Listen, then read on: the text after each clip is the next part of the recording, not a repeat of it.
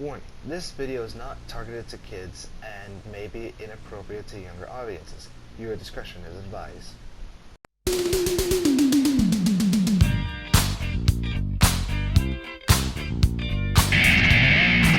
Hello, dudes and dudettes. It's your favorite reader, GamerMix17 here, and I am back once again for another Subnautica Let's Explore. Now, I've been gone for a while. I didn't realize just how long I've been gone for, so I apologize for that, for anyone who actually does care. I got caught up with some school stuff, and then afterwards I just wanted some time to relax for a bit afterwards, so I didn't do many recordings, and sometimes I'd even forget recordings. And especially since now I have a little less time. But, anywho, a bit of an explanation I think I should do due to the fact that something I found out weird was going on. Technically there should have been a previous episode before my mushroom forest, which was the bulb bush zone, but for some reason it's not out there. So I guess I'm assuming that I never uploaded it and I accidentally deleted it. And then on top of that, I could have sworn I had a recording of the mountains biome, which was supposed to be after the mushroom forest, but that's also gone. So I'm assuming I just lost the footage for that one. So yeah, basically, I'm currently going to be redoing, even though for y'all it might be the first time, I'm not entirely sure, the bulb bush, and then I will be re-recording the mountains biome for the next episode. So yeah, just wanted to get that out. And yay, surprise ruin, mountains biome's the next episode, hopefully. Anywho, so to get to the bulb bush zone, which is actually just northern region, I guess you can call it, but not the furthest far north of the map. Basically, you just need to go, within the general area of going east. I don't know, I get my bearings wrong a bit. Let's see, that's north. Okay, so yeah, north, more closer to northeast east, I guess you could say. So somewhere roughly around that area. Basically, it's a little further past the mushroom forest, which was briefly seen in the mushroom forest video that I am assuming was there. I'm pretty sure. Then on top of that, of course, it's a little further. Whoops. Up front, the aurora. So yeah, that kind of helps to a certain degree. I mean, it's right there in front of the aurora, but right next to the other thing. Anywho, so and it is turning to night. Please don't tell me that's the case, because if it's so, I'm gonna have to do something drastic.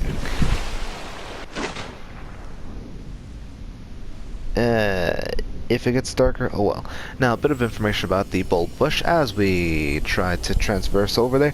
Now, the bulb bush, of course, has a cache, basically, or a cache, whatever you want to pronounce it. An alien cache, specifically, one alien cache, which, of course, is one of the teleporters, or teleporter rooms, that the primary containment facility will lead you to. It is getting darker. I think we got to sleep before I continue onward, but as I get there, you can of course see already small remnants. There's a destroyed life pod within the area. There is in fact two large wrecks, which we'll most likely come across. It's the fact of just how crazy this thing is. Yeah, I think we'll have to, look at that. One of them's actually in front of us. There should be 3 geysers somewhere around. Most likely we will come across them, and of course the depth of this place is somewhere between, let me see, 140 to 480 meters, roughly around there. Now then, give me a moment while I build a little habitat. Alright, and with that painfully long time that I spent trying to build a habitat and stuff, we are finally back, even though it's only been like a nanosecond. Whatever. Anywho, So yeah, now we can finally see a bit better, and of course this thing is right in front of us. The wreck that I was talking about. Other than these things, of course, there are two different types of outcrops, such as sandstone and shale.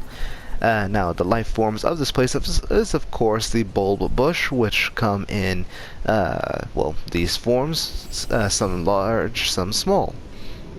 The other life forms, of course, that you should be paying attention to is the amp eels and bone sharks, for which, of course, they will deal a few bits of damage to you here and there.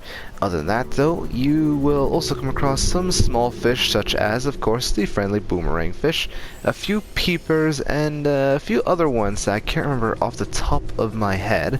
Here you can get, of course, some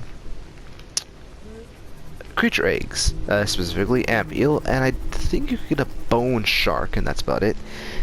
Possibility that you could obtain, or not necessarily obtain, but accidentally drag, or even the game just being, you know, completely a jerk to you, you could come across a random Reaper Leviathan coming to you, so yeah. This biome isn't necessarily big, however, it is long.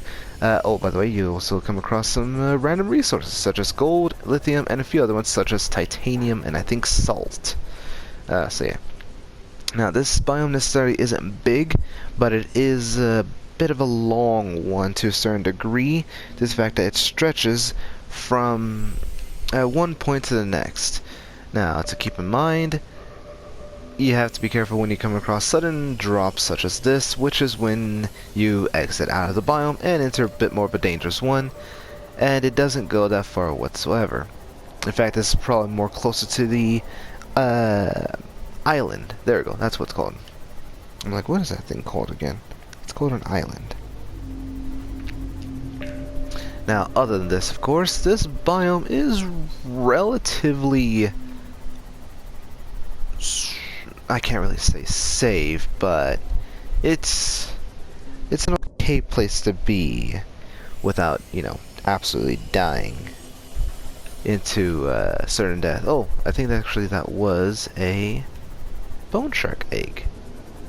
Yep, looks about right. Anywho, but yeah, so we came across one of the wrecks. I don't know if we'll be able to find the other ones as quickly though. Yeah, as you can clearly see, this is where the bomb becomes a little bit shaky. So the best course of action is just to follow the bulb bushes if you want to keep transversing across the entire biome. A good way to find out where the biome would end most likely is when you'll come across very large ones that are within edges, like this. I say that as I pass like this one right here, but it's also another good indicator saying that you're getting a little close.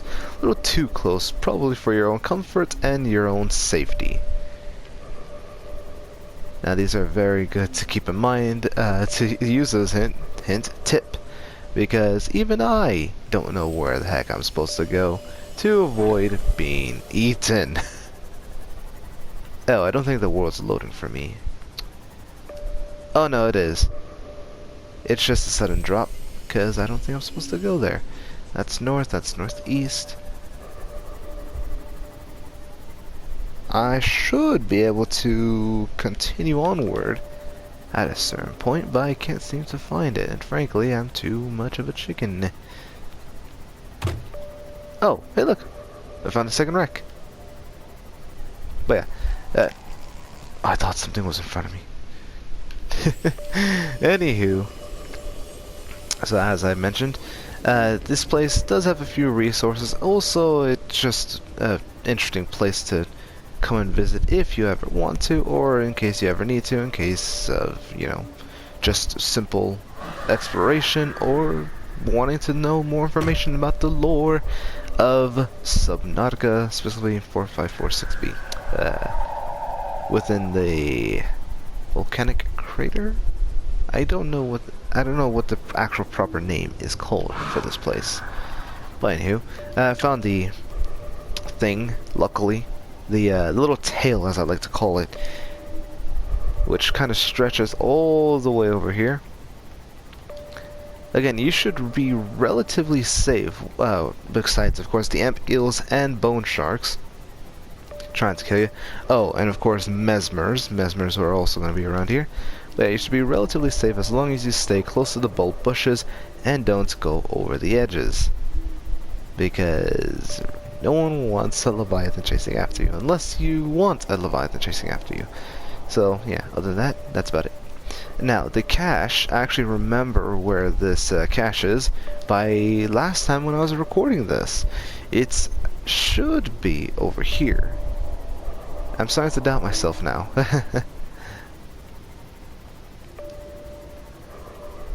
Okay, here it is. Yep, I was correct. So yeah, the cache entrance is right here for your convenience. Oh shoot. So yeah, next time if you ever go through this cache and you see nothing but open water, just know that you are relatively safe, unless the game decides to be a jerk to you. And if you see nothing but darkness out there, it's still relatively safe, just with a chance of the game being a jerk to you. And without further ado, that is really it. So look forward to the next episode where I completely ruin my sanity. And without further ado, thank you everyone for joining me in this grand adventure of Subnautica Let's Explore. I will see you all in the next episode. I feel like I said it's whatever. Goodbye.